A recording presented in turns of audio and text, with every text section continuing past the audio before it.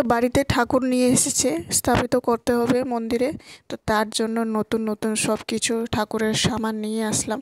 তো হরে কৃষ্ণ বন্ধুরা, তোমরা সবাই কেমন রয়েছো? আশা করি সবাই ভীষণ ভালো রয়েছো। তো বন্ধুরা, সকাল থেকে ব্লগটা স্টার্ট করলাম। তো এই যে দেখুন, সকালে কাজকর্ম শেষ করে আমি বাজারে যাই। তো অনুরাধারে নিয়ে গেলাম সাথে। তো বাড়িতে কেউ ছিল না, একলা একলা রাখা অনেক অসুবিধা হয়।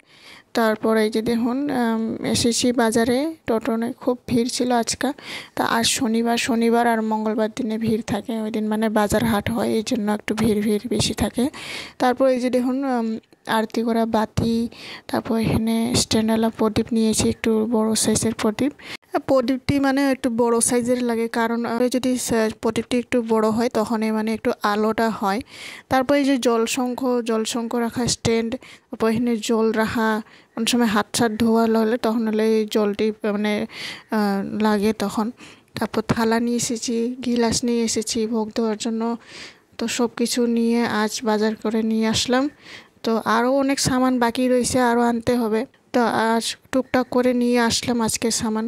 অনেক ছোট ছোট সামানেরও দামে অনেক কিছু দাম অনেক। তো বাজার থেকে এসে ছটফট করে রান্না করে নিলাম। এদিকে আমি একটু ডাল বসে দিয়েছিলাম হাঁড়ির মধ্যে, মাটি কলাই ডাল। তারপর এদিকে আমি মিষ্টি কুমড়া এক ফাল্লা ছিল, মিষ্টি কুমড়া সুন্দর করে কেটে আলু দিয়ে একটা সবজি করে নিলাম। তো আজ গ্রহণ টাইম ছিল, তো তাড়াতাড়ি করে কিছু একটা রান্না করে রেখে দিলাম, কারণ গ্রহণের টাইমে খেতে হয় না।